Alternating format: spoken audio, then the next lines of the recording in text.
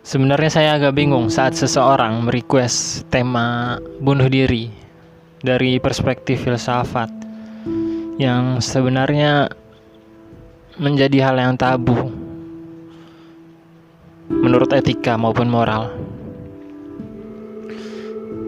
Tapi baiklah, mari kita bahas sejenak tentang hal tersebut dari sudut pandang, tepatnya saya, dari sudut pandang saya, bukan dari sudut pandang filsafat. Karena agak rancu jika kita membahasnya melalui sudut pandang tersebut. Pertama, mari kita bahas tentang eutanasia, yang berasal dari bahasa Yunani yang berarti kematian yang baik. Eutanasia adalah praktek untuk mengakhiri hidup dengan sengaja, untuk menghilangkan rasa sakit dan penderitaan. Banyak kalangan berbeda pendapat mengenai hal tersebut. Ada yang memperbolehkan, ada pula yang melarangnya dengan alasannya masing-masing. Di berbagai negara, kegiatan tersebut memiliki hukum yang beragam. Di Belanda dan Belgia contohnya, eutanasia diperbolehkan dengan beberapa catatan lebih lanjut antara pasien dan pihak yang berhubungan. Jika pasien menginginkan hal tersebut, maka eutanasia tak dianggap sebagai sebuah kejahatan. Namun jika tanpa persetujuan pasien atau pasien tersebut melakukannya tidak dengan sukarela atau dengan paksaan, maka kegiatan tersebut menjadi ilegal dan dilarang di semua negara karena telah masuk ke ranah pembunuhan.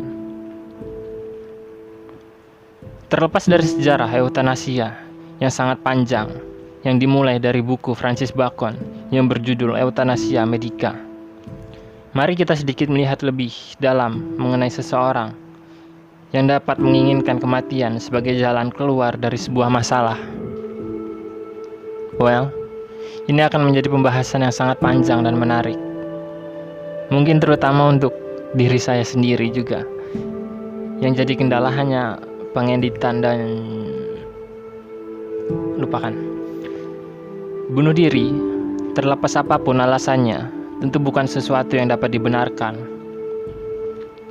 Hukum tersebut dibentuk atas dasar melindungi orang itu sendiri dari niatan untuk mengakhiri hidupnya karena beberapa alasan.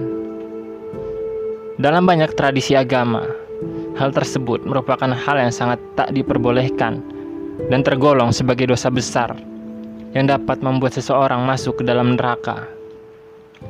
Well, di sini agama berperan penting untuk menjaga kehidupan seseorang, seberat apapun masalah, rasa sakit, dan penderitaan yang manusia alami. Tapi kenyataannya, masih banyak orang yang memutuskan membunuh dirinya tanpa peduli akan dosa dan ancaman neraka. Mengapa? Apakah iman mereka lemah atau tak punya iman? Jawabannya tak sederhana itu.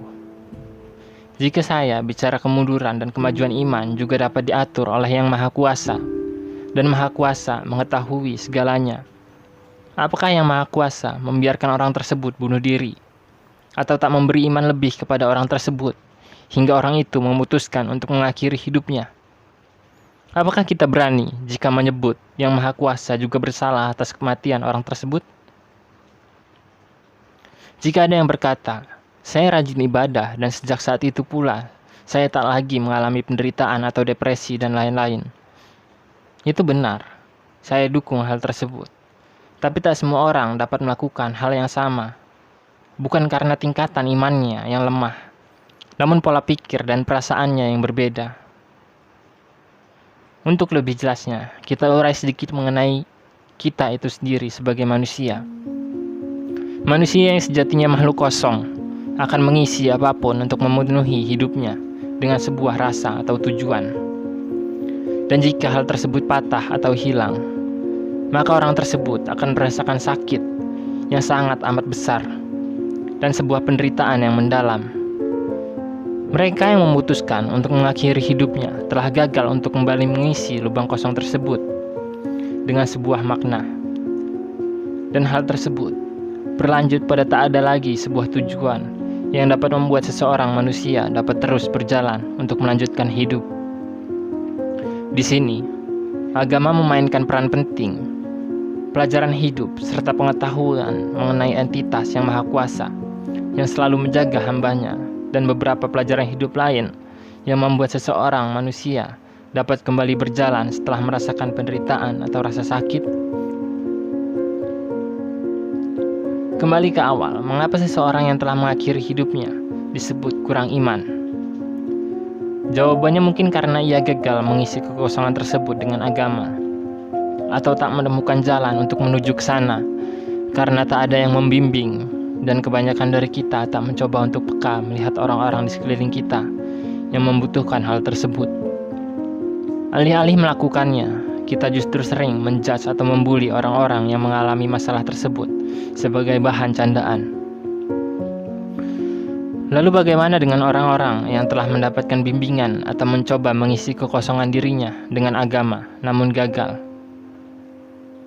Sebenarnya sangat amat jarang terjadi hal tersebut, namun beberapa ada yang mengalami. Hal tersebut dapat disebabkan oleh beberapa faktor yang jujur, saya sendiri tak dapat menyebutkannya karena saya tak mengetahuinya. Yang jelas, orang tersebut kosong, namun dipenuhi bukan dengan rasa sakit atau penderitaan, namun kehampaan yang terjadi karena imbas sesuatu yang ia alami dalam hidupnya. Apakah orang tersebut menjadi ateis? Tidak. Apa orang tersebut tak memiliki iman? Tidak juga. Siapa kita yang dapat dengan mudah memutuskan tinggi dan rendahnya iman seseorang? Mungkin orang-orang tersebut hanya melihat dunia dari sudut pandang lain dari kita atau kebanyakan orang, yang kemudian melahirkan hal tersebut. Kehampaan tak seperti rasa sakit dan penderitaan yang membuat seseorang ingin mengakhiri hidupnya. Kehampaan hanya melahirkan kehidupan aneh, seolah orang tersebut sudah mati sejak lama dan hidup dalam lubang itu sendiri. Masih ada yang mendengarkan? Atau saya sedang bicara sendiri karena beberapa orang hanya menonton sedikit dari durasi video saya? Entahlah. Intinya terima kasih jika kalian menonton sampai titik ini. Berarti suara saya masih didengar. Oke, lanjut. Jika kita sudah mengetahui penyebab mengapa seseorang mengambil keputusan untuk mengakhiri hidupnya, lalu mengapa hal tersebut dilarang? Bukankah hal tersebut adalah hak kita sebagai pemilik tubuh kita sendiri? Jawabannya, karena manusia yang memutuskan untuk mengakhiri hidupnya tak ingin benar-benar mati. Dirinya hanya ingin rasa sakit dan penderitaannya hilang, bersamaan dengan kesadarannya yang hilang. Saat seseorang berada dalam kondisi dipengaruhi oleh suatu emosi yang sangat besar, baik kesedihan, penderitaan, kemarahan, dan lain-lain, mereka tak dapat mengontrol pikirannya dengan benar atau seutuhnya. Hal tersebut yang dapat melahirkan tindakan di luar nalar seperti membunuh diri sendiri dan lain-lain. Kenyataan dari seseorang yang tak ingin dirinya terbunuh dan hanya ingin emosinya lepas secara tidak langsung membuktikan bahwa dirinya sendiri tak ingin mati. Hal tersebut dapat dibuktikan oleh beberapa penelitian yang memperlihatkan reaksi otak dan sebuah penyesalan di ujung-ujung hidupnya. Faktanya, pelarangan itu sendiri ditunjukkan untuk melindungi orang yang sedang tak dapat mengontrol pikirannya karena sedang dikendalikan oleh sebuah emosi, dan saat emosi itu luntur, ia akan lebih tenang dan dapat lebih bijak mengambil keputusan. Saat seseorang sedang dikendalikan sebuah emosi dan lalu melakukan ibadah baik sadar maupun tidak sadar, ia mengakui keberadaan entitas yang lebih tinggi, yang lebih besar dan lebih segalanya, yang lebih dari sekedar rasa sakit dan penderitaannya, yang kemudian menenangkan emosinya. Hal tersebutlah yang terkadang membuat ibadah atau pengakuan kita, pengakuan dosa kita, menjadikan kita lebih tenang, sadar bahwa kita lemah, sadar bahwa kita bukan segalanya, sadar bahwa pengharapan memang dapat patah dan selalu ada jalan lain yang dibimbing oleh entitas tersebut. Bunuh diri, apapun alasannya, memang jalan yang salah. Walaupun setiap orang punya hak akan hal tersebut, terlepas dari dogmatis teologi, mengakhiri hidup secara moral dan etika sama saja dengan melakukan pembunuhan. Ya, justru yang lebih parah, melakukan pembunuhan terhadap orang yang sedang tak bisa menggunakan pikirannya dan sedang dikuasai oleh emosi.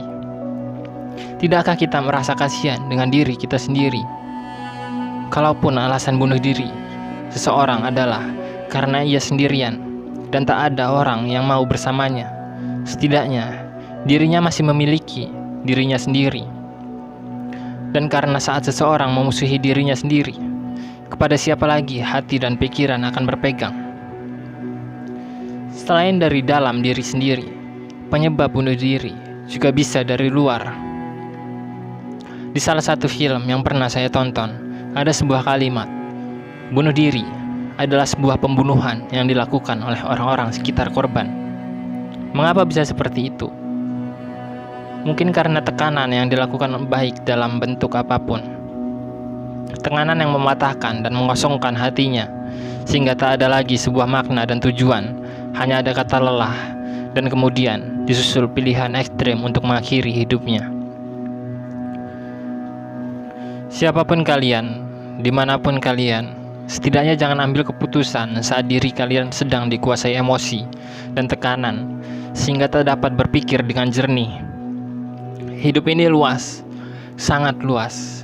Jangan biarkan pikiran Anda disempitkan oleh sebuah kondisi atau situasi yang sekiranya hanya melahirkan penderitaan. Kalian bisa pergi kemanapun. Di dunia ini masih banyak hal baik yang dapat kita temukan. Jangan biarkan pikiran negatif menguasai hidup kita, hingga kita mengambil keputusan yang sangat amat merugikan kita. Kenapa? Karena dunia masih membutuhkan kita. Saya masih membutuhkan Anda. Siapapun saya dalam hidup Anda, siapapun Anda dalam hidup saya. Kita bukan pohon yang saat dilukai dan ditebang akan diam saja. Kita punya kaki, kita punya kehendak untuk menemukan kehidupan indah baru, dengan warna baru di sudut dunia ini. Terima kasih banyak untuk Anda yang menonton hingga selesai.